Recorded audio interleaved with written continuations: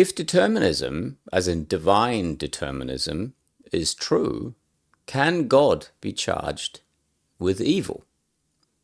In this short video, I'm just going to look at some philosophical implications for those who do not believe in divine determinism, as in they're based on objections that people raise towards this.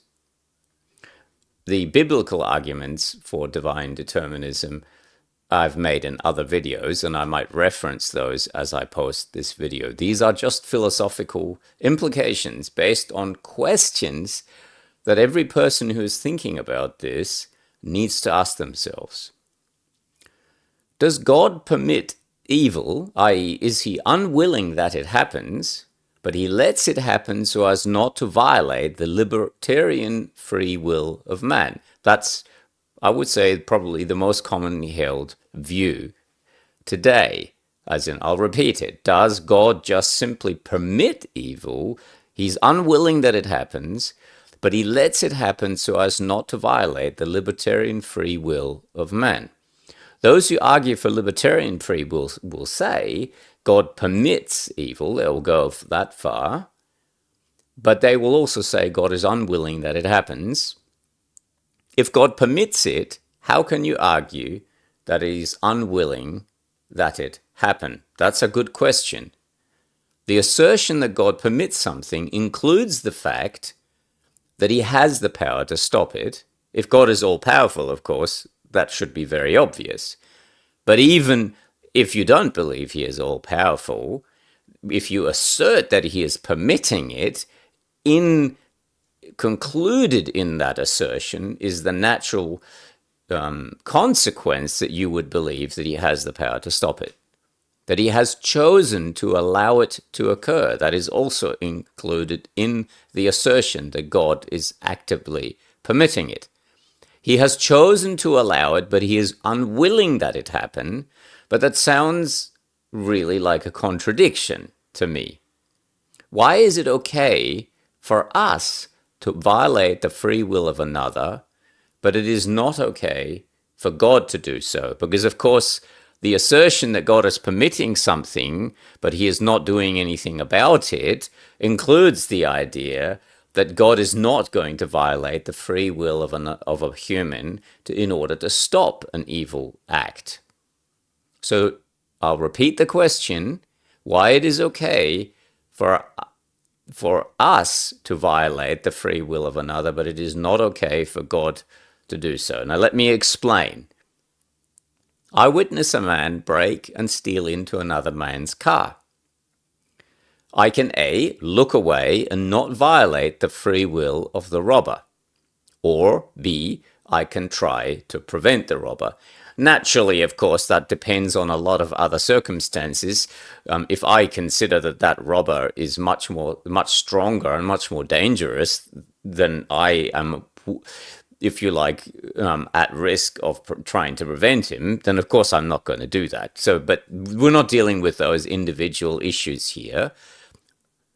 In human terms, it is not just morally acceptable for us to violate the free will of another man. It is, at least in some circumstances, actually expected of us. Let's use another example. I witness a woman being raped. I can either do nothing or intervene or at least call for help. If the rapist is caught and stands trial, and I have to appear on the witness stand, and if the judge asks me, why did you not intervene to stop the rape? Would it be acceptable for me to answer, I didn't want to violate the free will of the rapist? We're not even guaranteed success when we attempt to stop evil, but God, of course, is. In human terms, we could consider the person who does nothing to be morally reprehensible. Yet the adherent of libertarian free will says it's okay, and in fact God must not violate the free will of man in that moment.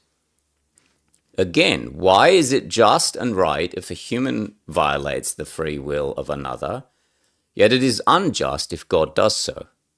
This, of course, is providing that libertarian free will is true. So if it is true, then God must violate the libertarian free will in order to prevent evil. People who have issues with God's determining eternal destinies don't appear to have issues with God allowing men to do so. How so, I hear you ask?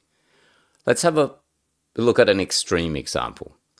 God does not determine the eternal destiny of man. This is a syllogism, so it's premise, premise, followed by conclusion. God has created a universe where man can and do determine the eternal destiny of other men. When Peter murders Paul, who has not yet accepted the gospel, but who might have done so at a future date, Peter has in fact determined or fixed the eternal destiny of Paul. Conclusion, man has the power to send another man to hell. Syllogism number 2, slightly less extreme. God does not determine the eternal destiny of man. God has created a universe where man can and does determine the eternal destiny of other men.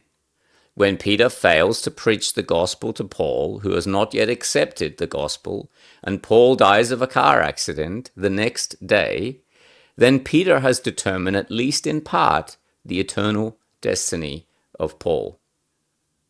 Conclusion, man has the power to send other men to hell.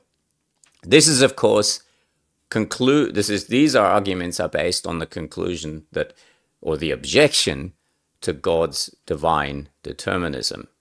My conclusion of these arguments is either God determines the eternal destinies of men, or man does. The question is, which is better? Of course, ultimately, the question must be, which is biblical? But we set out at the outset by asking the question, if determinism is true, can God be charged with evil? I believe no. Step aside, babe. Let a star do this. That's all! That's all, folks! Can I go home now?